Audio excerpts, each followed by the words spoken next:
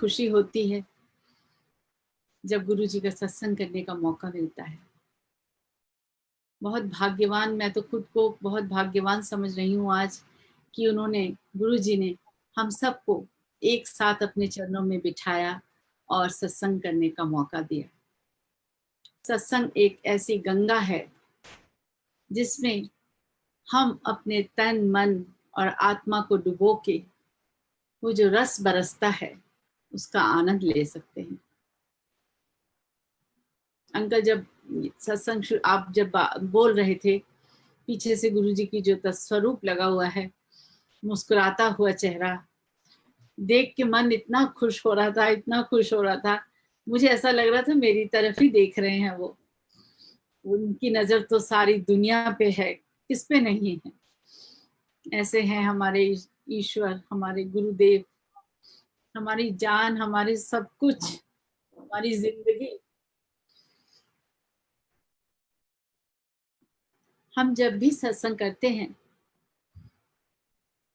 तो हमारे मन में सबसे पहले ये भाव होना चाहिए कि बस सब कुछ भूल जाएं हम, सिवाय गुरु जी को याद करने को, गुरु जी के सत्संग में पूरा ध्यान लगाने में और जो शब्द बज रहे हैं उनको ध्यान से सुनने में।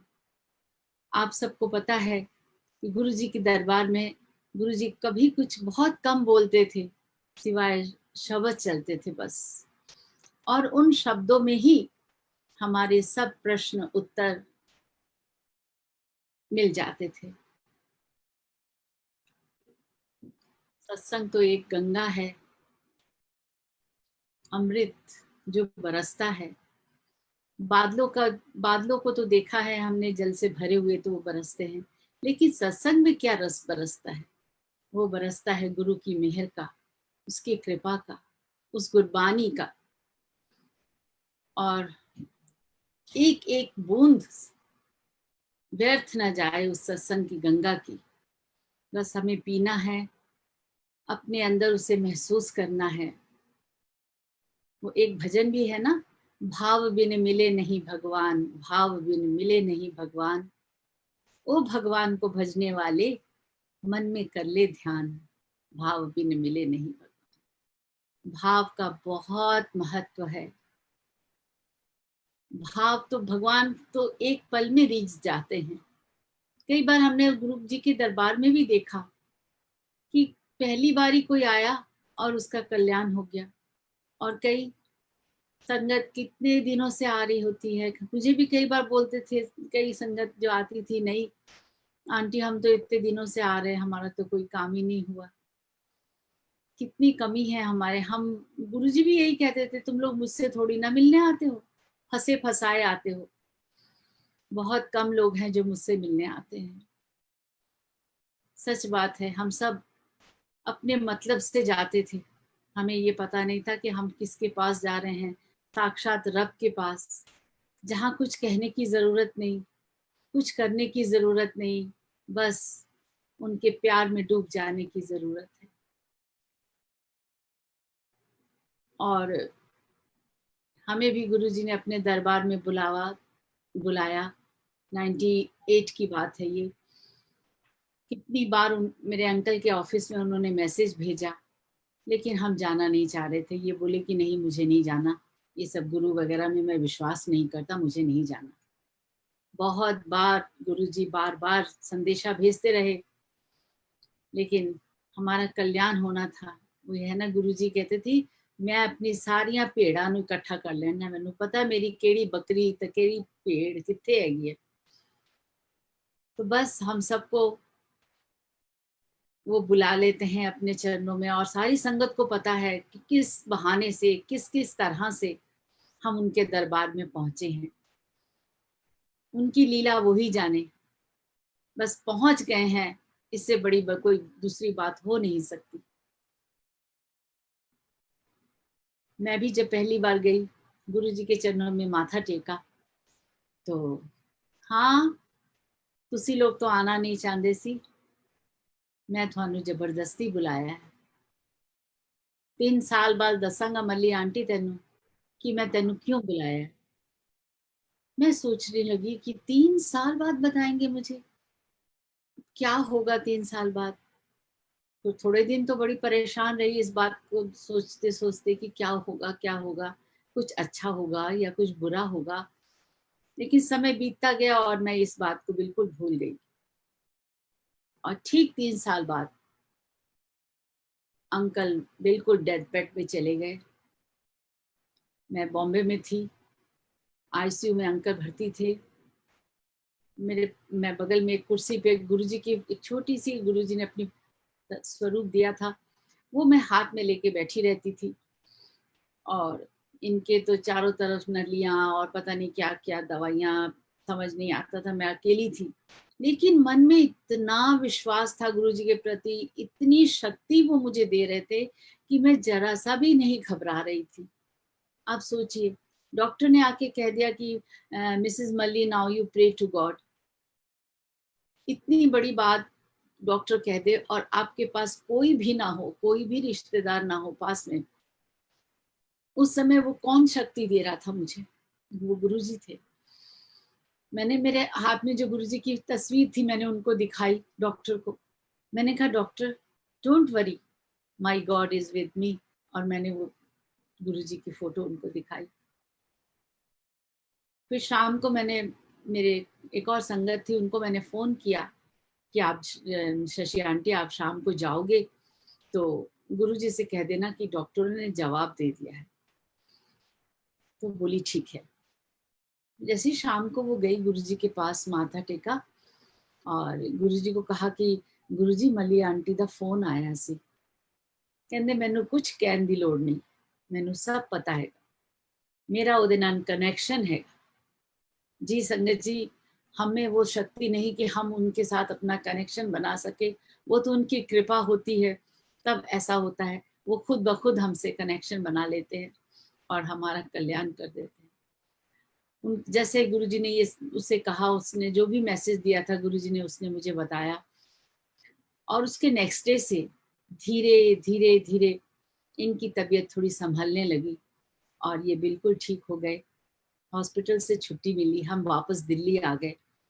आते ही मैंने कहा मैं तो जा रही हूँ गुरुजी के पास थैंक यू करने।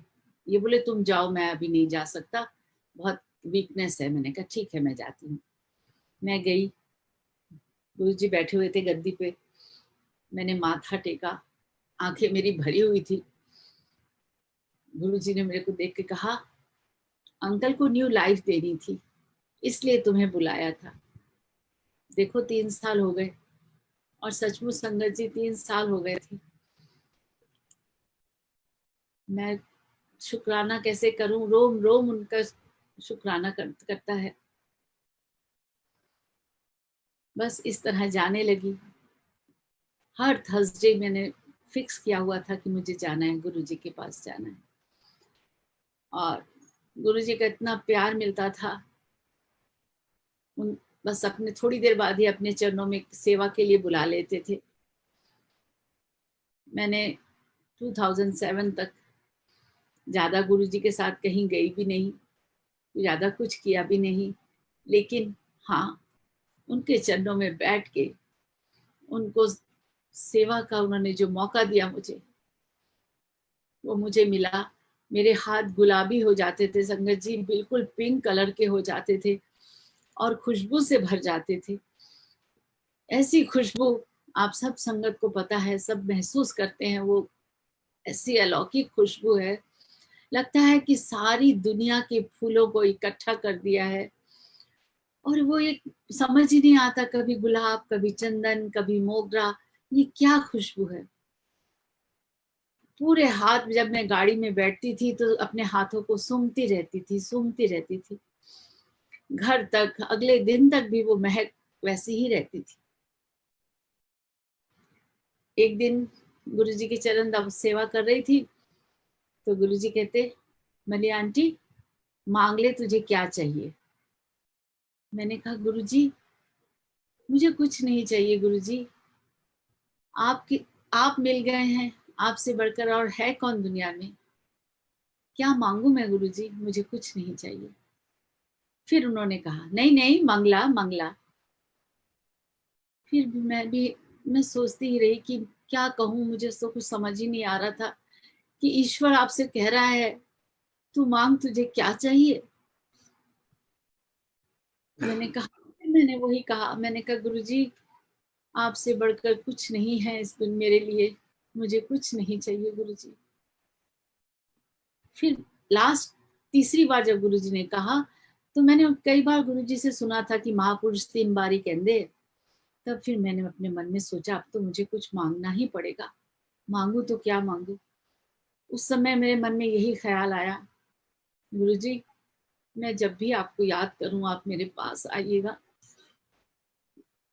उन्होंने अपना हाथ मेरे हाथ बढ़ा दिया, मेरे हाथ पकड़ लिए। प्रॉमिस आंटी, आप सोचिए संगत जी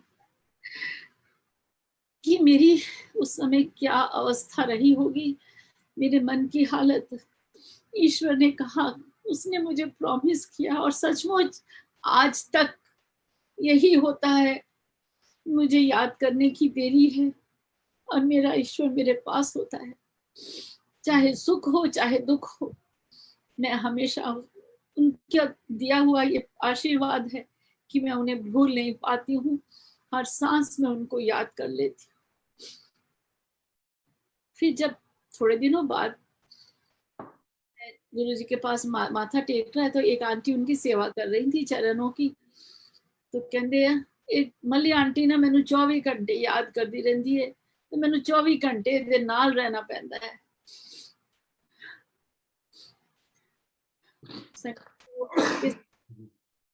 बस अपने दिल से पुकारिए, वो आवाज दिल से होनी चाहिए।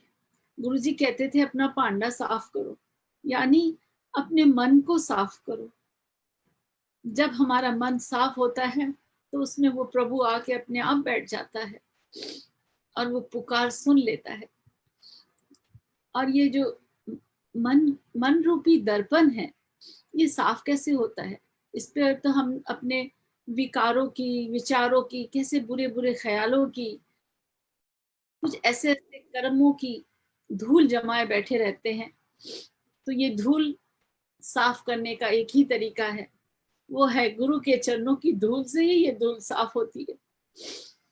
जितनी उनके चरणों की धूल अपने इस मन में लगा के इस मन रूपी दर्पण को साफ करेंगे, उसमें आपको अपने ईश्वर की शक्ल, अपने ईश्वर का स्वरूप साफ दिखने लगता है। कहीं जाने की जरूरत नहीं। सबने तो यही कहा है, मन के अंदर, मन के मंदिर में ईश्वर रहते हैं। हम तो पता नहीं कहाँ कहाँ ढूंढते रहते हैं।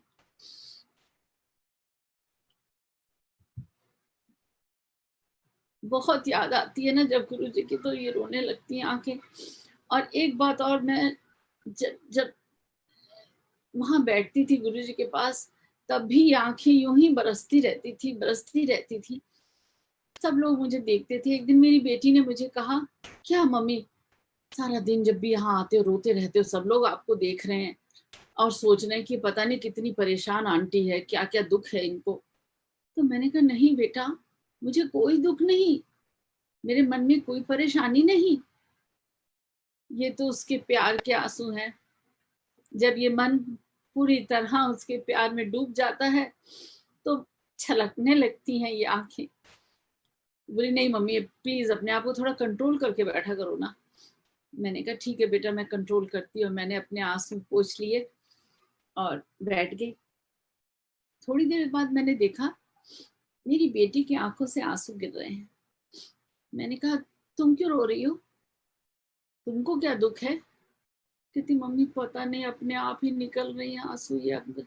मैंने कहा देखा, गुरुजी ने बता दिया ना, ये खुद ब खुद निकलते हैं, हमें रोने की जरूरत नहीं होती। तो थोड़ी देर बाद, ये इस इंसिडेंट के थोड़ी देर बाद ही गुरुजी ने मुझे अपने पास बुलाया, चल सेवा कर। मैं चली गई। आंखें तो मेरी पूरी गीली थी ही। उस दिन मैंने हिम्मत करके गुरुजी से कहा, मैंने कहा गुरुजी आपके दरबार में जब बैठती हूँ, आपको देखती हूँ, तो ये आंखें थमती नहीं है गुरुजी, गंगा जमुना के जैसे बहने लगती हैं। ऐसा क्यों होता है गुरुजी? तो उन्होंने कहा, तेरी आत्मा जब सामने परमात्मा को देखती है तो उससे मिलने के लिए तड़पने लगती है, इसलिए ये आंसू निकलते हैं, और ये तेरा वैराग भी है। गुरुजी ने इतनी बड़ी बात कही,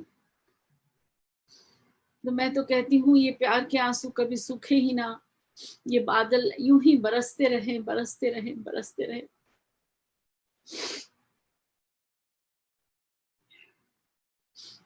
एक बार गुरुजी कह रहे थे कि तुसी लोग अपने घर दे सफाई कर दे हो ना, झाड़ू पोछा लगांदे हो। मैंने कहा हाँ जी गुरुजी।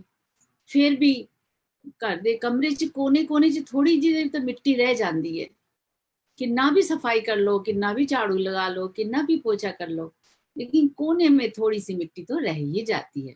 मैंने कहा जी गुरुजी। लेकिन जब तुम सदगुरु के दरबार में जाते हो तो इसी तरह तुम्हारे मन में भी मैल होती है। सत्संग में बैठते हो तो ये जो मैल है ये धुलती है गुरबानी से, उस रस से जो वहां बरसता है। जो बादल बरसते हैं उन बादलों के पानी से हमारी आत्मा पवित्र होती है, शुद्ध होती है। और जब सदगुरु सामने बैठता हो तो बिल्कुल साफ हो जाती है, बिल्कुल निर्मल हो जाती है वो जगह। तो इसलिए तो गुरुजी ने ऐसा कहा था, तो मेरे मन में ये ध्यान था। जब सोई रात को तो गुरुजी ने दर्शन दिए, संगत जी बहुत दर्शन दिए मुझे गुरुजी ने। 9 साल तक हमेशा गुरुजी दर्शन देते थे, और मैं कभी किसी को मैंने बताया नहीं कि मैंने क्या देखा दर्शन में, लेकिन गुरुजी को एक एक दर्शन याद है, याद है। और जब भी मैं वहां पहुंचती थी और गुरुजी कई बार कहते थे चल चल खड़ी हो जा, सत्संग सुना, तो मैं खड़ी होके सुनाती थी। फिर गुरुजी करते ओ वाला सुना, ओ वाला सुना। मेरे सारे दर्शन जो मैंने किए वो सब गुरुजी ने ही करवाए थे। मैंने अपने मन से कुछ नहीं बना के कहा था, इसलिए उन्हें सब याद था, उन्हें पता था। तो मैं वो जो बोलते थे मैं वो सुनाती थी। तो ये जो झाड़ू पोछे का गुरुजी ने बात कही थी, ये मेरे दिमाग में मन में होगी ये बात। रात को मैंने दर्शन किया, मैंने देखा कि मैं ना, मेरे हाथ में झाड़ू है और कंधे पे मैंने पोछा रखा हुआ है और मैं सड़क से जा रही हूँ। रास्ते में मैंने देखा कि गुरुजी ना एक कुर्सी पे साइड में कुर्सी पे बैठे हुए हैं, और गुरुजी के बगल में एक अमरूद जो बेच रहा था उसकी रेड़ी, उसमें बहुत सारे अमरूद थे। गुरुजी, मैं तो अपनी मस्ती से चली जा रही हूँ, गुरुजी ने मुझे देखा और कहा मली आंटी इधर आ। मैंने कहा गुरुजी आप यहाँ बैठे हैं? कहते हाँ। तो मैंने कहा, मैंने प्रणाम किया, तो उनके हाथ में 2 पके हुए अमरूद थे। एले ये तेरे लिए। मैंने वो दोनों अमरूद ले लिए। संगत जी मुझे ना पके हुए अमरूद बिल्कुल पसंद नहीं है, मैं ना कच्चे कच्चे अमरूद खाती हूँ। और गुरुजी ने जो मुझे अमरूद दिए थे वो बिल्कुल पके हुए थे। मैंने धीरे से कहा, मैंने कहा गुरुजी मुझे ना कच्चे कच्चे बड़े पसंद है, क्या मैं इस रेडी में से चुन लूं कच्चे कच्चे? जो जो अमरूद जो बेच रहा था वो कहता है आप कैसे, क्या सोच रहे हो, कैसे हो? ईश्वर ने साक्षात आपके लिए 2 फल चुने हैं अपने हाथ से, और आप कह रहे हो कि मैं इस रेड़ी में से चुन लूं? फिर मुझे अपनी गलती का एहसास हुआ और मैंने गुरुजी से माफी मांगी। मैंने कहा सॉरी गुरुजी, और वो दोनों अमरूद में लेके चली गई। यही दर्शन था। गुरुजी ने बहुत दर्शन दिए। और जो सबसे पहले गुरुजी के यहाँ आने से पहले हम लोग बॉम्बे में रहते थे, और वहां से हम लोग शिरडी बहुत जाते थे। तो मैं शिरडी बाबा, साईं बाबा की बहुत भगत थी। 11 साल साल में 2 बार हम शिरडी जाते थे, और वहां भी बहुत आनंद आता था, बहुत अच्छा लगता था उस दरबार में भी। लेकिन गुरु जी के पास आने के बाद और कहीं जाने की जरूरत ही नहीं, यहाँ सब कुछ मिल गया। कौन सा ईश्वर के दर्शन नहीं हुए, कौन सी तमन्ना नहीं पूरी हुई, कौन से दुख दर्द नहीं दूर हुए, सब कुछ यहाँ है। कहीं जाने की, भटकने की जरूरत नहीं। तो जो सबसे पहला दर्शन गुरुजी ने मुझे दिया था, मैं अपने कमरे से निकली तो देखा ड्राइंग रूम के सोफे पे संगमरमर का साईं बाबा का रूप पड़ा हुआ है, बहुत बड़ी सी मूर्ति। तो मैंने कहा अरे यहाँ साईं बाबा का स्टैचू किसने रख दिया, ये मूर्ति किसने रख दी, इतनी हैवी, ये तो सोफा ही टूट जाएगा। मैं मन में ये सोच रही थी, और इतने में वहां गुरुजी ठीक उसी साईं बाबा के पोज में बैठे हुए थे। तो मैंने कहा गुरुजी आप आए हैं मेरे घर? कहते हाँ मल्ली आंटी मैं आया। और मैंने जाके गुरुजी को इतनी जोर से जप्फी डाली, इतनी जोर से जप्फी डाली। तो फिर मैंने कहा गुरुजी मैं आपके लिए चाय बना के लाऊं, जैसे एम्पायर स्टेट में बनती है ना गुरुजी, वैसे ही बनाने की कोशिश करूंगी। ठीक है जा बना के लिया।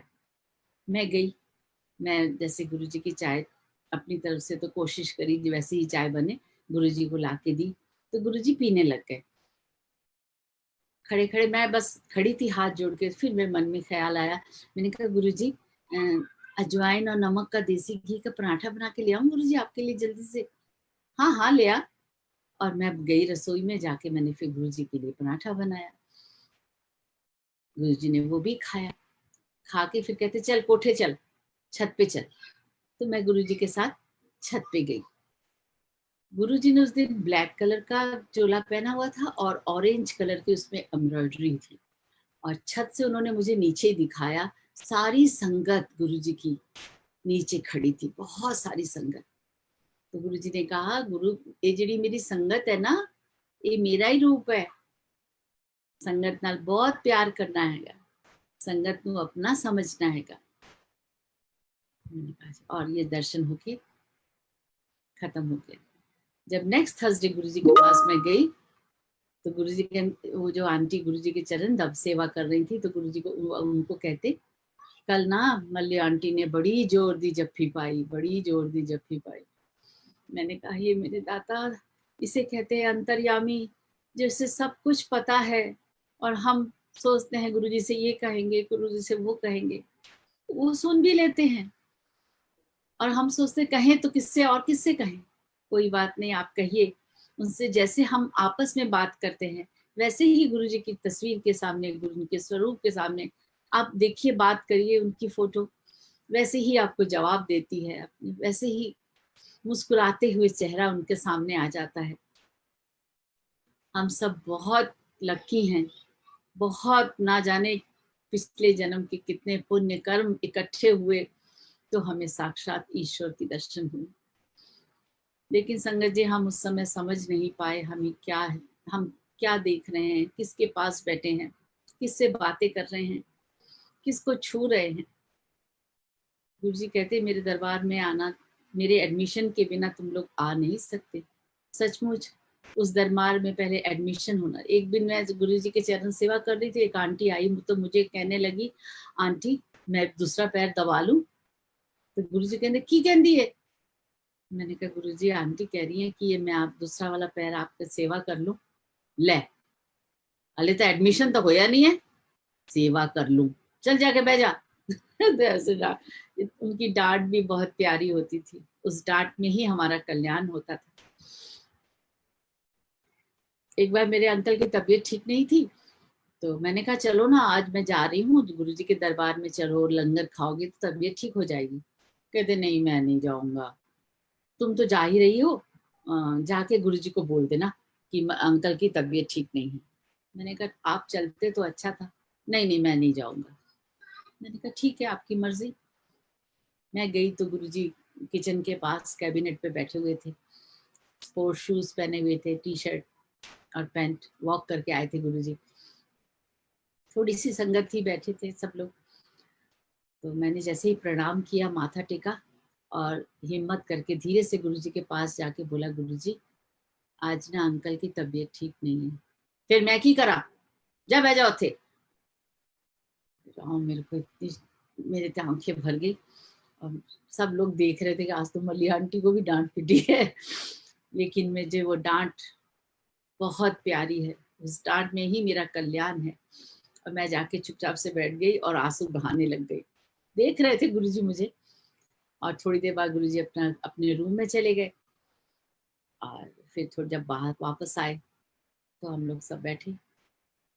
मन मेरा उस दिन थोड़ा सा उदास था। लंगर हो गया, गुरुजी ने आज्ञा दे दी जाने की। उनकी आज्ञा के बिना हम लोग वहाँ से कोई भी अपने अपने आप नहीं जाता था। सब बैठ जाते थे लंगर के बाद हाथ धो के, और गुरुजी जिसे जिसे बोलते थे वो आज्ञा लेके चले जाते थे। और हम कई बार तो ऐसा दिल करता था कि हम लोग पीछे छुप जाएं, गुरुजी को ना दिखे, थोड़ी देर और बैठने का मौका मिल जाए। तो गुरुजी ने जैसे आज्ञा दी, मैं गई, मैंने माथा टेका, तो कहते इधर आ। मैंने कहा जी गुरुजी। अंकल के लिए ना, अंकल दे लई मैं रोटी ते सब्जी पैक करके रखवाई है किचन च, जाके ले ला, तो अंकल को खिला दे, ठीक हो जाएगा। मैंने कहा ये मेरे परमात्मा, एक तरफ तो डांटते भी हो और दूसरी तरफ अपने भगत का कितना ख्याल भी रखते हो। मैं रसोई में गई, एल्युमिनियम फॉयल में रोटी और सब्जी, गोभी आलू की सब्जी थी और रोटी थी, वो पैक करके अंकल ने दी मुझे। मैं घर गई और अपने अंकल को खिलाई। ऐसे कल्याण करते हैं गुरुजी, हम सबका इतना ख्याल रखते हैं, इतना ख्याल रखते हैं। संगत जी आप सब बिल्कुल निश्चिंत रहिए। ये जो समय बुरा वक्त, माड़ा वक्त आया है, ये तो गुरुजी ने बहुत पहले से ही कहना शुरू कर दिया सी कि बहुत माड़ा वक्त आएगा, बहुत माड़ा वक्त आएगा। तो हम तो उस समय समझ नहीं पाए थे कि क्या माड़ा वक्त आएगा, कैसा माड़ा वक्त आएगा। तो अब आप सब देख ही रहे हैं कि सारी दुनिया किस दौर से गुजर गई है। लेकिन हाँ, हम सब जब भी सत्संग में बैठे, जैसे कि अंकल ने शुरू में ही कहा, गुरुजी से अरदास की कि सारी दुनिया पे जो भी तकलीफ आई है मेरे दाता तू दूर करना, ये तेरे सिवा और कोई कर भी नहीं सकता है। और पूरा विश्वास है कि वो जरूर सुनेंगे, हम सब की पुकार सुनेंगे और बहुत जल्दी ये कष्ट भी दूर हो जाएंगे।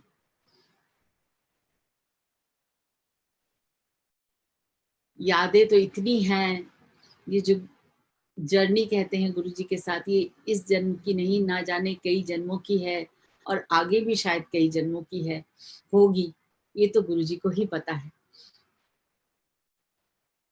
मेरे अंकल को कहते थे पिछले 3 जन्मा दे नाल मेरा रिश्ता हैगा। तो लेकिन एक दिन मुझे बुखार था, तो उस दिन थर्सडे था, फिर भी मैं तैयार हो रही थी गुरु जी के पास जाने के लिए। तो अंकल ने कहा आज मत जाओ, बुखार है, तकलीफ है, फिर आके रात को फिर हाय हाय करोगी, चिल्लाओगी। मैंने कहा नहीं, मैं तो वहीं जाके गुरुजी का लंगर खा के तो ठीक हो जाऊंगी, गुरुजी को देखूंगी तो बस, देखना कैसे तबीयत ठीक हो जाएगी। तो वहां तो दिमाग ही खराब हो गया है, एक दिन नहीं जाऊंगी तो क्या हो जाएगा।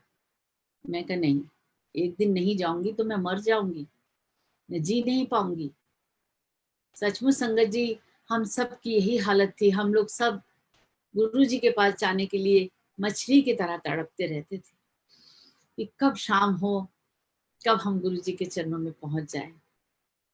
और जब उस दरबार में बैठ जाते थे तो चकोर की तरह गुरु जी की तरफ निहारा करते थे, पलक झपकने का भी मन नहीं करता था, दिल करता था कि उनको देखे ही जाए, देखे ही जाए। लेकिन जैसे ही गुरु जी की नजर हम पे पड़ती थी, फट से हमारी आंखें नीचे हो जाती थी, हम उनसे नजरें मिला नहीं पाते थे। तो फिर उस दिन जब मैं बीमार थी, जी बात में अपना सत्संग सुना रही थी, तो अंकल ने जब कहा कि नहीं जाओ, मत जाओ, मैंने कहा नहीं मैं तो जाऊंगी। कहते चलो फिर ठीक है, फिर मैं भी जाता हूँ। मैंने कहा चलिए आपकी मर्जी। हम दोनों गए, 7:30 बजे ठीक हम लोग एम्पायर स्टेट पहुंच गए। कोई संगत नहीं आई थी, मैं और मेरे अंकल बैठे हुए थे। उस दिन मैंने थोड़े से गुरु जी के लिए मोगरे के फूल लिए थे। तो मैं बैठी हुई थी, इतने में गुरु जी के रूम का दरवाजा खुला, एक अंकल आए, उन्होंने कहा मले आंटी, गुरुजी आपको बुला रहे हैं।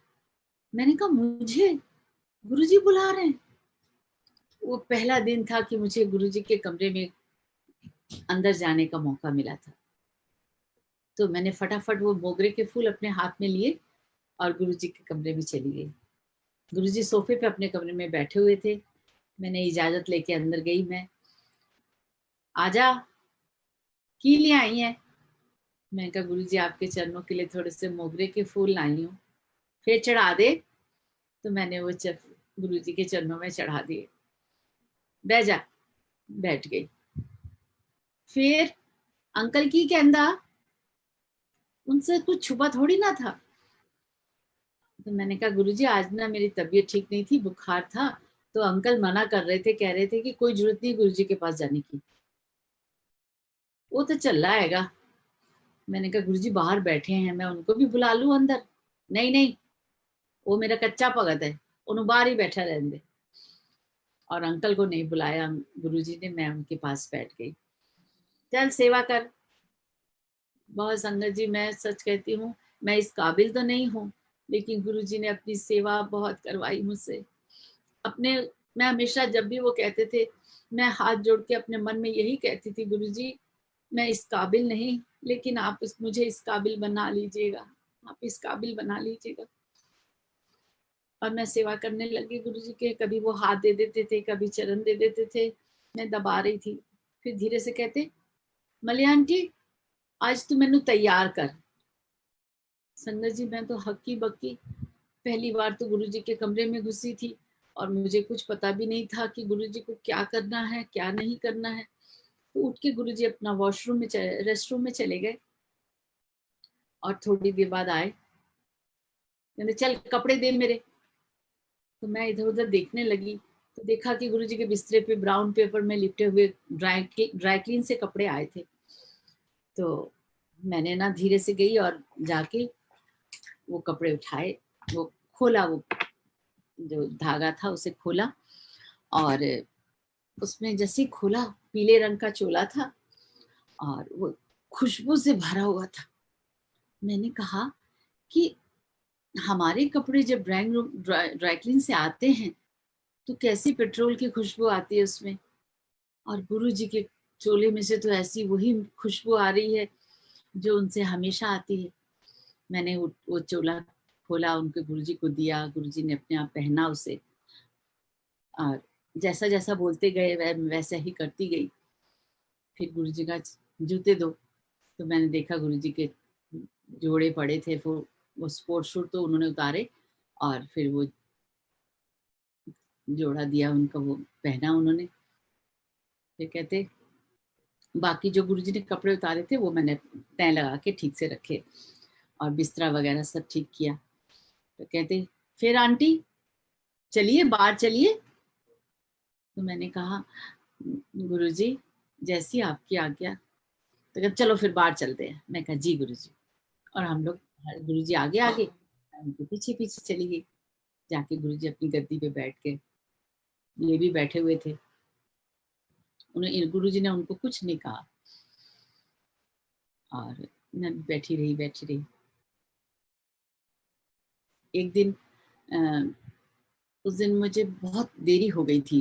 गुरुजी का, उनकी आज्ञा के बिना तो हम जाते नहीं थे। सर्दी, दिसंबर का महीना था, और रात के शायद 1 बज गया था। अब मेरे पास तो उस समय कोई मोबाइल वगैरह भी नहीं होता था कि मैं घर में मैसेज फोन कर दूं कि लेट हो गई हूँ या कुछ। लेकिन गुरुजी ने 1 बजे मुझे इजाजत दी, जाओ। अब मैं सोचूं, सचमुच ड्राइवर के साथ आती थी, लेकिन 1 बजे तो कभी नहीं, इतनी लेट मुझे कभी छोड़ा नहीं। गुरुजी ने हमेशा टाइम पे आज्ञा दे देते थे। मैंने मन में सोचा आज तो घर जाके बहुत जूतियां पड़ेंगी कि ये कोई आने का टाइम है। और सचमुच अकेली थी तो नेचुरली अंकल भी चिंता कर रहे होंगे, सही बात है। जैसे ही पहुंची 2 बज गए थे रात के, और धीरे से बेडरूम का दरवाजा खोला कि मैंने सोचा इनकी नींद ना खुल जाए। लेकिन जैसे ही खुला दरवाजा, कहते आ गई हो। मैंने कहा हो गई छुट्टी। मैंने कहा हाँ जी।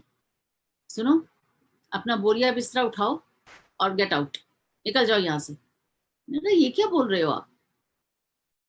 कहते और क्या, 2 बज रहे हैं रात के, ये कोई आने का टाइम है? मैंने कहा आपको पता नहीं है मैं कहाँ गई थी? हाँ वो पता है। मैंने कहा ये भी पता होना चाहिए कि जब तक गुरुजी की आज्ञा नहीं होती वहां से कोई उठ नहीं सकता। तो ये तो उनको सोचना चाहिए ना, इतनी देर बिठा के रखते हैं, अकेली लेडीज को आना है इतनी दूर से, ये उनको सोचना चाहिए। तुम अपना बोरिया बिस्तर उठा लो और वहीं जाके रहो गुरुजी के पास। मैंने कहा देखो ये जो भी कहा है ना, अपने शब्द वापस लो, और मैं कल जब नेक्स्ट जाऊंगी ना, मैं गुरुजी को बोल दूंगी। हाँ हाँ बोल देना, मुझे कोई डर नहीं है। मैंने कहा ठीक है। नेक्स्ट थर्सडे, गुरुजी से कोई छुपा थोड़ी ना था। नेक्स्ट थर्सडे जैसे ही पहुंची, माथा टेका, हाँ, फिर अंकल की कहंदा, अब झूठ भी तो नहीं बोल सकती थी। मैंने कहा गुरुजी पिछली थर्सडे, लास्ट थर्सडे मैं बहुत लेट पहुंची थी ना, तो अंकल बहुत चिंता कर रहे थे। वो तो चल रहा हैगा, ਉਹਨੂੰ ਕਹਿ ਦੀ जिन्हां दे नाल गुरु हुंदा है उन्हां ਲਈ चिंता नहीं करी दी। तो मैंने कहा जी गुरुजी। घर जाके मैंने गुरुजी का मैसेज दे दिया इनको। मैंने कहा गुरुजी ने कहा है कि जिनके साथ गुरु होते हैं उसके लिए चिंता मत करो। और संगत जी वो दिन था और इनकी जिंदगी का आखिरी दिन तक इन्होंने मुझे कभी नहीं टोका, कभी नहीं कुछ कहा कि तुम जाओ या मत जाओ, क्यों देरी से आई, क्यों ये ऐसा हुआ वैसा हुआ। इतने प्यारी प्यारी मीठी मीठी यादें हैं गुरुजी के साथ बिताई हुई। और जितनी बार उनको सुनाती हूँ, जितनी बार उनका गुणगान करती हूँ, गुरु की महिमा का गाने का मौका मिला है, मन ऐसा हो जाता है कि बस उड़ने लगता है और आंखों के सामने वो पल एक पिक्चर की तरह चलने लगते हैं। बहुत अनमोल है ये पल जिंदगी में। ना जाने कितने जन्मों की पूंजी, जितने जन्मों का हमारी जो अच्छे कर्म की पूंजी, वो है ये गुरु जी के दर्शन, हमारे गुरु जी के पास बैठना, उनको देखना, उनको महसूस करना। उनके दरबार में संगत जी आप सबको वही पता है, कौन सी बीमारी, कौन सी परेशानी, कौन सी दुख, कौन सी तकलीफ दूर नहीं हुई। और सबसे जो मैं तो कहती हूँ, आप सबको भी यही कहूंगी कि हम सब सत्संग करते हैं, बहुत अच्छी बात है। गुरु जी को याद करते हैं, बहुत अच्छी बात है। सेवा करते हैं, बहुत अच्छी बात है। लेकिन अब इस क्लास से हमें नेक्स्ट क्लास में भी जाना चाहिए। गुरु के बताए हुए रास्ते पे चलने की कोशिश करनी चाहिए। सोचना चाहिए वो कौन सा रास्ता है, गुरु जी के दरबार में बैठ के हमने क्या सीखा और उसे अपने जीवन में उतार पा रहे हैं या नहीं। हम खुद सोचेंगे तो हमें पता चल जाएगा कि हाँ, हम सही रास्ते पे हैं या अभी हमें उस रास्ते पे चलना बाकी है। सबसे पहला जो लेसन मैं हमेशा सत्संग में यही कहती हूँ कि मैंने गुरु जी के दरबार से प्यार करना सीखा। कितना प्यार करते हैं वो अपनी संगत को। आप थोड़ा सा प्यार दे के देखिए, आपकी झोली भर जाएगी। वापस लौट के जो वो प्यार मिलता है ना, डबल मिलता है। मैं अपनी ही बात बताती हूँ। हम 2002 में फरीदाबाद में अपने मकान में शिफ्ट हुए थे। तो मेरा बड़ा दिल करता कि किसी ऑर्फनेज स्कूल में जाऊं, बच्चों के साथ बच्चों की सेवा करूं, या कोई ओल्ड एज होम हो वहां जाके मैं सेवा करूं। मेरी बड़ी तमन्ना थी। तो फिर पता किया तो मुझे पता चला कि फरीदाबाद में 19 सेक्टर में कोई ओल्ड एज होम है। तो मैं पहले दिन वहां गई, उन सब से मिली। इतना रोना आया, इतना रोना आया कि कैसे बच्चे हैं जो अपने माँ बाप को इस तरह छोड़ देते हैं। और संगत जी, सबके बेटे हैं, सबके बेटे हैं, लेकिन कोई देखता नहीं है। सारी जो भी वहां पे ओल्ड एज होम में रहने वाले हैं, सबकी बेटियां उनको जो भी मंथली देना पड़ता है, बेटियां देखती हैं। किसी की डेथ हो जाती है तब बेटे आते हैं। बड़ा दुख लगता है। सारी जिंदगी पूछा नहीं, अब भी तुम आए हो तो अपने मतलब के लिए कि समाज में क्या मुंह दिखाओगे। तो इसलिए बस जब वहां जाके सेवा, जब फर्स्ट डे मैं घर लौटी और बहुत रो रही थी, मन बड़ा उदास था, तो मेरे अंकल ने कहा क्या हुआ, इतनी उदास क्यों हो। मैंने कहा कि आज वहां सबके दुख देख के मन भरा हुआ है। कहते मन भरने से कुछ नहीं होगा, उनके लिए कुछ करो, उनके दुख दर्द बांटो, तुम रोज जाया करो वहां पे ओल्ड एज हो। मैंने कहा ये तो मेरी मन की तमन्ना पूरी हो जाएगी। तो कहते कल से तुम ठीक चली जाओ सुबह। बस सुबह संगत जी 9:30-10 बजे मैं नाश्ता करके उनके पास चली जाती थी। मेरी 2 और भी सहेलियां थी, वो भी आती थी, हम 3 जने ही थे। और वहां जाके उनके साथ, उनको क्या चाहिए था, उनके साथ बैठ के कोई बात करे, उनकी कोई बात सुने, अच्छी किताबें उनको, सब हम लोग एक साथ हॉल में बैठ जाते थे, अच्छी किताबें पढ़ के उनको सुनाते थे, भजन गाते थे। छोटी छोटी अंताक्षरी खेल लेते थे, छोटी छोटी खुशियां उनको देख के हमारा मन इतना खुश होता था कि चलो ईश्वर ये तेरी कृपा है कि हम किसी के होंठों पे मुस्कान तो ला सके। हम क्या कर सकते हैं किसी के लिए, कुछ नहीं कर सकते संगत जी। बस लेकिन अगर ईश्वर की दया हो, कृपा हो, तो हम जरूर, अगर हम चाहें तो बहुत कुछ कर भी सकते हैं, लेकिन उसकी कृपा चाहिए। बस हम ऐसे ही जाने लगे, और वो जब प्यार से अब हमारे सिर पे हाथ फेरते बुजुर्ग, हमें दुआएं देते, आशीर्वाद देते, हमारी झोलियां उनके आशीर्वाद से भर जाती। और ये मैं कहती, ये मेरा बैंक बैलेंस है, रुपया पैसा नहीं। ये जो आशीर्वाद, ये प्यार, ये दुआएं, यही मेरा बैंक बैलेंस है। और ये बैंक बैलेंस जब भी कोई तकलीफ होती है, कोई परेशानी आती है, यही बैंक बैलेंस काम आता है। तो इसलिए गुरु जी की जो ब्लेसिंग्स गुरु जी हमें देते हैं, उसे हमें मल्टीप्लाई करना है, कुछ अच्छे कर्म करके, कुछ सेवा करके। गुरु जी ने सेवा को भी महत्व, बहुत महत्व दिया। हम सोचते हैं कि मंदिर में ही जाके सेवा होगी, नहीं, कहीं भी कुछ अच्छी सेवा कर सके करिए, वो गुरु जी की ही सेवा है।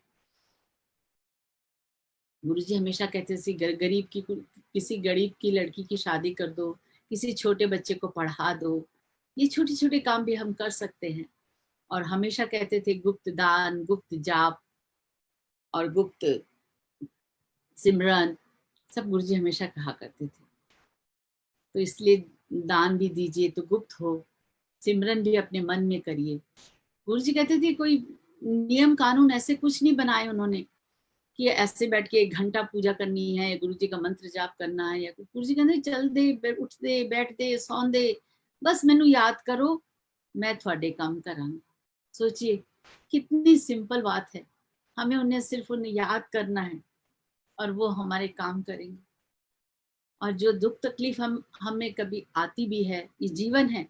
गुरुजी भी कहते थे कि ये मत समझना कि मैं तुम्हारे साथ हूं तो तुम्हारे में कोई दुख तकलीफ नहीं आएगी, आएगी, लेकिन सिर्फ 10% तुम लोग भुगतोगे, 90% मैं भुगताऊंगा। तो सोचिए संगत जी, हम जो भुगत रहे हैं, हमें जो परेशानी कभी होती है, वो 10% है, और उसी में हम हाय तौबा मचा देते हैं। और अगर 100% होती तो क्या होता।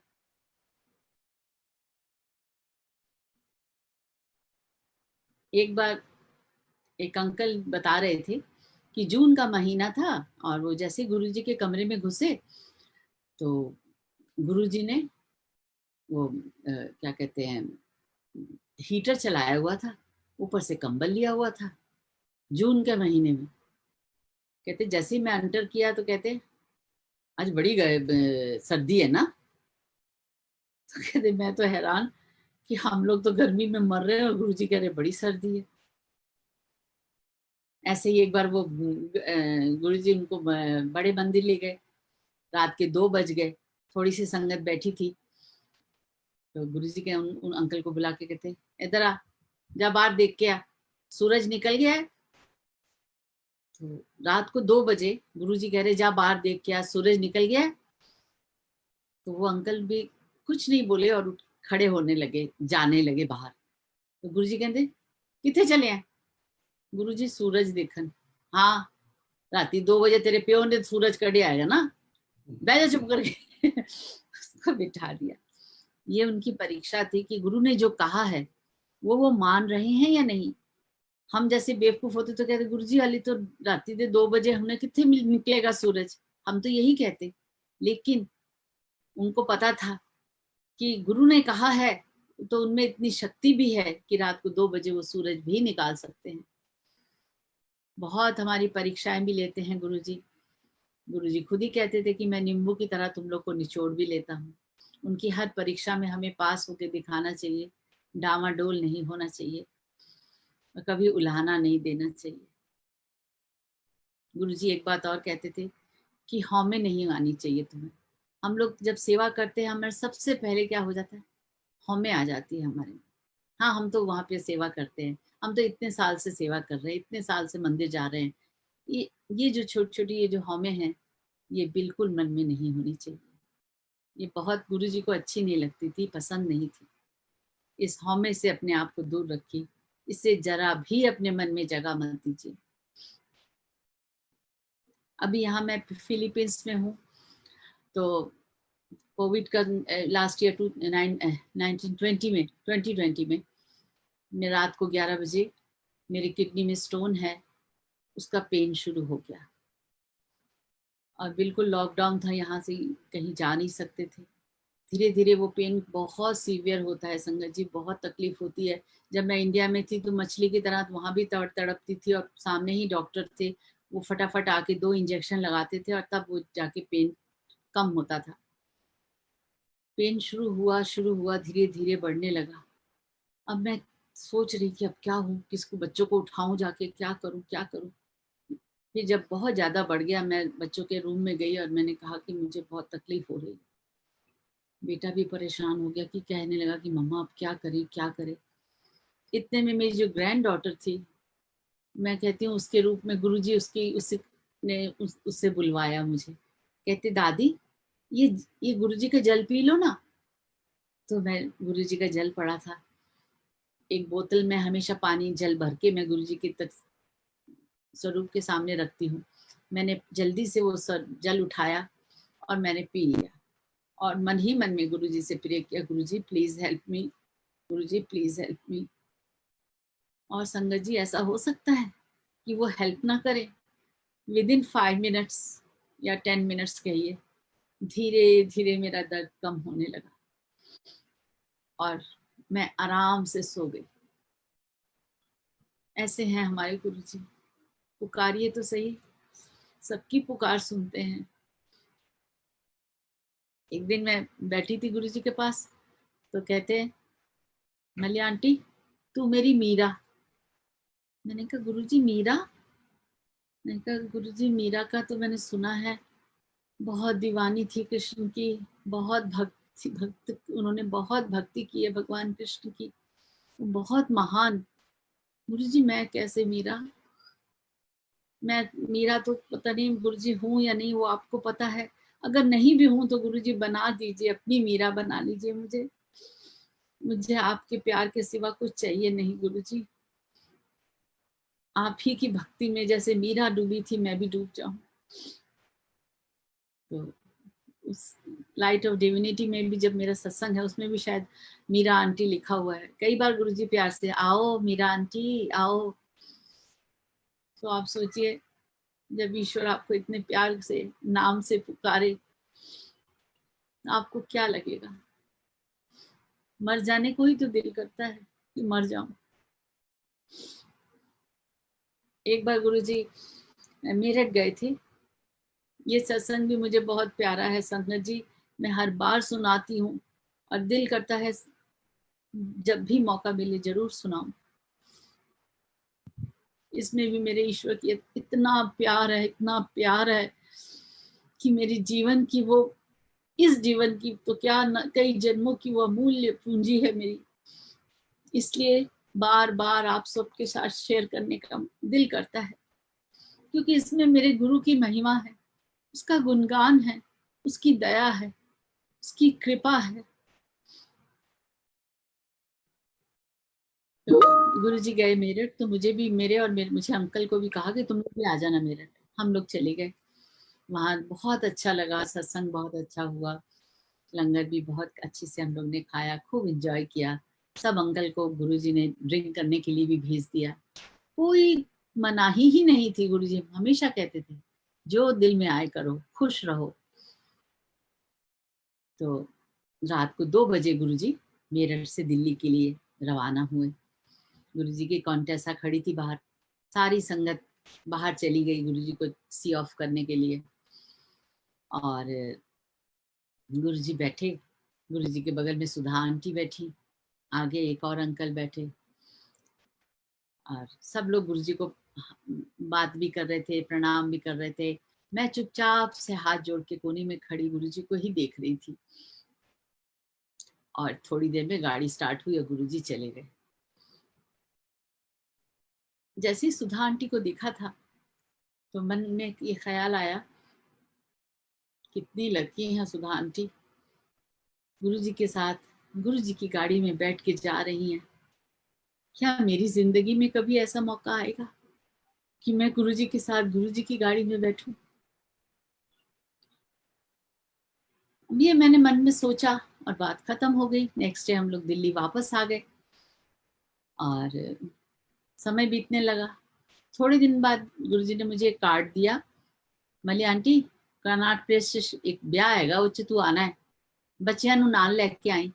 मैंने कहा जी गुरुजी। तो मैं उस दिन बच्चों के साथ मेड सर्वेंट को भी लिया मैंने और हम कर्नाट प्लेस में चले गए जहाँ शादी थी। तो ज्यादा जानती नहीं थी। जहाँ गुरुजी के लिए स्टेज बना हुआ था और नीचे गद्दे बिछे हुए थे, वहां मैं जाके चुपचाप से बैठ गई। करीब 9 बजे गुरुजी आए, आके अपनी गद्दी पे बैठ गए। मैं नीचे बैठी हुई थी तो गुरुजी ने इशारे से मुझे बुलाया, इधर आ। तो मैं उठ के गई, प्रणाम किया, बैठ जा। तो मैं बैठ गई। चल सेवा कर। सेवा करने लगी, दबाते थे चरण। इतने में और संगत आने लगी, गुरुजी के माथा टेक के जाने लगी। कभी किसी से गुरुजी बात कर रहे थे, किसी को अपने पास बिठा रहे थे।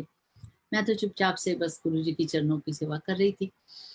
जब सब चले गए तो मुझे गुरुजी कहते, लंगर कर लिया? मैंने सोचा कि शादी में जो भी खाना है उसी की बात कर रहे हैं गुरुजी। तो मैंने कहा नहीं गुरुजी, मैंने अभी कुछ नहीं खाया, आज ना तू लंगर मेरे नाल करी। तो मैंने कहा जी गुरुजी। मैंने सोचा अभी शादी में कुछ खाएंगे गुरुजी तो मैं भी खाऊंगी। 11 बजे के करीब, चलो फिर चलिए। मैंने कहा गुरुजी कहाँ जाना है? ले, तू आज मेरे नाल लंगर करना है ना, तो असी इत्थे थोड़ी ना करना है, असी तो एम्पायर स्टेट जाके करना है लंगर। मैंने कहा अच्छा गुरुजी। तो संगत जी गुरु, मैंने कहा ठीक है गुरुजी, मैं बच्चों के साथ गाड़ी में आती हूँ। नहीं नहीं, तू मेरे नाल मेरी गड्डी च जाना हैगा, बच्चियां नु अच्छे उस गड्डी च भेज दे।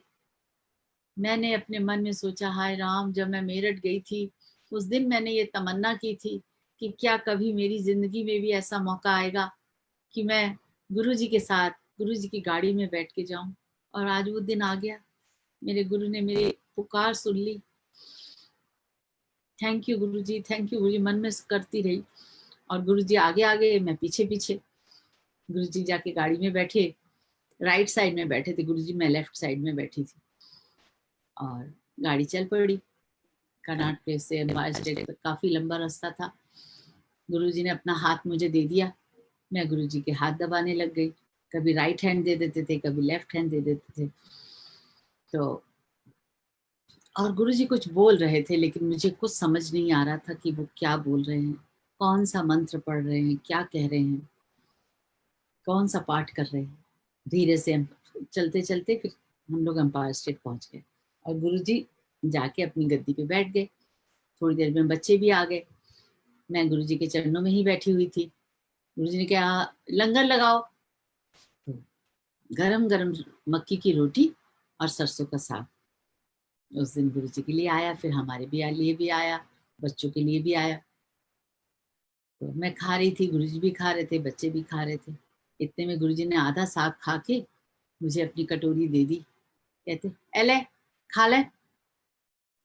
मैंने कहा, मैंने वो कटोरी ले ली और मन ही मन गुरुजी को थैंक यू कहा कि गुरुजी थैंक यू, मैं इस काबिल तो नहीं, फिर भी आपने इतने प्यार से दिया है, ये मेरे लिए अमृत है।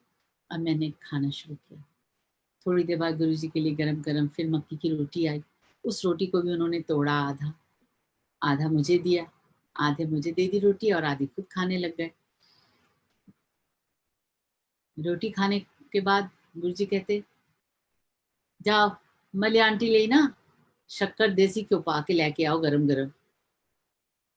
मैंने कहा मेरे दाता तो कितना प्यार करता है, मेरे दाता इतने प्यार से साग दिया, इतने प्यार से रोटी दी, इतने प्यार से शक्कर रोटी, शक्कर मंगवा रहे हो मेरे लिए। इतने में शक्कर आ गई गरम गरम देसी घी डाल के, वो मैंने खाई। फिर गुरुजी के लिए एप्पल आया, अमरूद आए, वो काट के दिए गुरुजी को, तो उन्होंने उसमें से भी मुझे दिया। संगत जी उस समय सचमुच मेरा दिल कर रहा था आज मैं मर जाऊं, आज मैं मर जाऊं। मुझे और नहीं जीना, क्या करूंगी और जी के। ईश्वर खुद दे रहा है, खुद खिला रहा है। ये बहुत सुंदर मेरे लिए जीवन की बहुत सुंदर घड़ियां हैं, जिन्हें याद करके ही दिल एकदम खुशी से झूम जाता है। बहुत मिस करते हैं गुरुजी आपको, वो एम्पायर स्टेट वाले दिन। मुझे पता है सारी पुरानी संगत को एम्पायर स्टेट हमेशा उनकी आंखों में ही बसा होगा। जब भी एम्पायर स्टेट की बात होती है वो सारा माहौल आंखों के सामने आ जाता है। पुरानी संगत मिलती है, उनके गले लगते हैं, इतना अच्छा लगता है कि मैं क्या बताऊं, शब्दों में नहीं बता सकती। और अब ये जो पेंडेमिक में हम लोग इतने सत्संग सुन रहे हैं, इतने सत्संग हो रहे हैं, देखिए घर बैठे बैठे भी किस तरह गुरुजी ने हम सबको जोड़ के रखा है। ये उनकी मेहरबानी है, ये उनकी कृपा है कि इस वक्त भी हम सब कैसे जुड़े हुए हैं। एक ऐसी माला, ऐसे मोती, एक एक संगत एक एक मोती है जो गुरुजी ने पिरो के रखे हैं। अंकल अभी और समय है?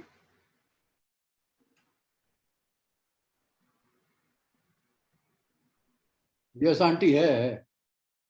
मुझे बता दीजिएगा अंकल। कंटिन्यू। नहीं नहीं, time is at your disposal. Thank you uncle. उस समय जब गुरुजी के पास बैठ के उनको देखते थे तो मुझे याद आता है वो ये गाना भी गुरुजी कई बार लंगर के बाद लगवा देते थे कि मैं मुखड़े तो नजरा हटावा तेरे विच रब दिसदा, दिल करदा है देख दी जावा कि तेरे विच रब दिसदा। सचमुच रब को हमने देखा है, हम सब ने देखा है, महसूस किया है। और जिन्होंने नहीं भी देखा है वो भी महसूस कर रहे हैं उनको। उनकी कृपा आज भी वैसे ही बरस रही है, उससे भी ज्यादा है।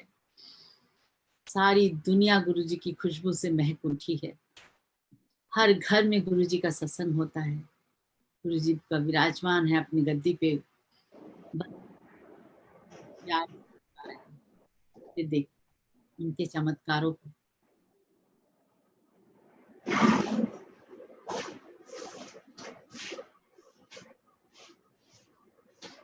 अभी मेरे जिया जी का हार्ट का ऑपरेशन होना था, तो घर से जब वो निकले तो अपने पॉकेट में गुरुजी का छोटा सी स्वरूप लेके गए। ऑपरेशन थिएटर में गए तो उनको कपड़े चाहिए बदलने थे, तो उन्होंने सोचा था जब मैं जाऊंगा ऑपरेशन थिएटर तो शर्ट में से गुरुजी का वो फोटो स्वरूप लेके जाऊंगा अपने हाथ में। लेकिन जब उन्होंने कपड़े चेंज किए तो वो ले जाना भूल गए और कपड़े वहीं पे रख दिए और उनको ऑपरेशन थिएटर में ले गए। जैसे उनको लिटाया तब उन्हें याद आया, अरे गुरुजी की फोटो तो मेरी शर्ट में ही रह गई है। मेरी बड़ा दिल था कि मैं उनको हाथ फोटो मेरे हाथ में होती। इतने में क्या हुआ कि नर्स आई। नर्स के हाथ में गुरुजी की फोटो थी। कहते सर आपकी शर्ट में ये फोटो थी। तो जिया जी कहते थैंक यू गुरुजी, मैं आपको ही याद कर रहा था, इस फोटो को ही याद कर रहा था और आपने मेरे पास भिजवा दी।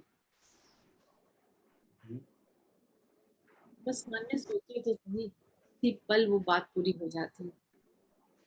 जो बीजेपी 200 की भविष्यवाणी कर रही थी वो टीएमसी की हो गई और बीजेपी की 100 से नीचे से।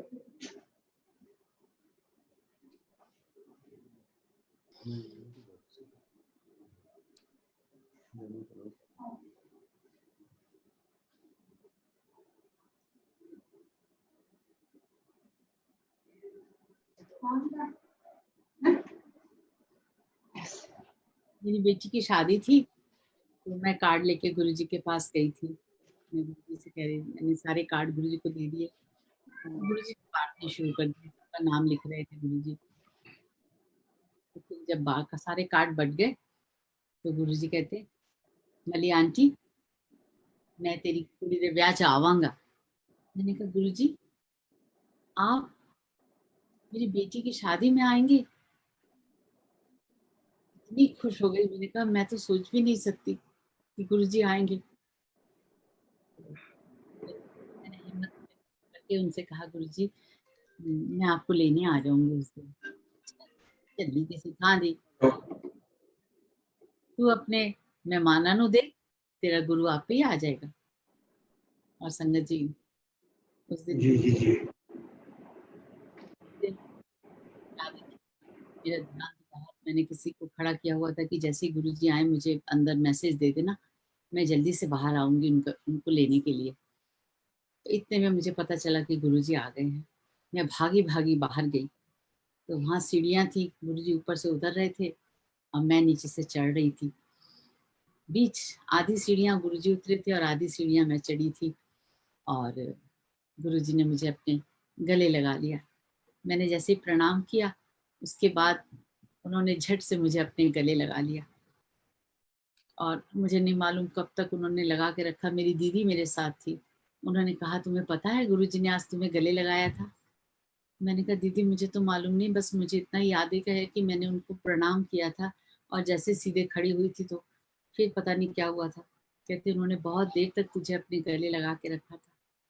मैंने कहा मैं तो उस समय मुझे लग रहा है कि मैं तो इस दुनिया में थी ही नहीं, गुरुजी ने मुझे ना जाने कौन सी दुनिया ले गए। और उस समय फिर जाके गुरुजी अंदर, मैंने छोटा सा स्टेज बनाया हुआ था गुरुजी के लिए, गुरुजी वहां जाके बैठे, जो भी आया सबको ब्लेस किया, संगत को। वहीं होटल में मैं छोटा सा गैस का चूल्हा लेके दूध लेके गई थी, चाय पत्ती गुरुजी के लिए चाय बनाई और ड्राई फ्रूट लेके गई थी, वो गुरुजी को दिए, गुरुजी ने खाए। फिर जब मेरे बेटे की शादी हुई तब तो गुरुजी ने चोला छोड़ दिया था, लेकिन मैंने वहीं पे रिसेप्शन जहाँ था वहाँ एक टेबल पे यही गुरुजी की जो पीछे फोटो लगी हुई है वही फोटो मेरे पास भी है, बहुत बड़ी सी, वो मैंने रखी और बहुत सुंदर सजाया। जो भी आ रहा था आके वहां माथा टेक रहा था, ऐसा लग रहा था कि सबको गुरुजी ब्लेस कर रहे हैं। संगत जी हम सब बहुत भाग्यशाली हैं, बहुत भाग्यशाली हैं, शब्द नहीं मिलते हैं, जबान बिल्कुल लड़खड़ाने लगती है, फिर भी उनसे शक्ति मांग के जो भी कहा मैंने आज उनकी कृपा से, उनकी इच्छा से ही कहा है मैंने। और अगर कोई गलती हो गई हो तो मैं हाथ जोड़ के माफ़ी चाहती हूँ। और इससे पहले कि अपनी वाणी को विराम दूँ, इतना ही कहूँगी कि तुम बस हाथ थामे रहना मेरे सद्गुरु, हम कभी नहीं पूछेंगे कि कहाँ जाना है, बस हाथ थामे रहना मेरे दाता, आखिरी सांस तक, आखिरी सांस तो क्या हर जन्म में मेरे दाता तेरे हाथ, तुम ही हमारे हाथ थामना। हम तो छूट भी देते हैं, हमसे छूट भी जाएंगे, लेकिन अगर तुम थामोगे तो ये हाथ कभी नहीं छूटेगा, कभी नहीं छूटेगा।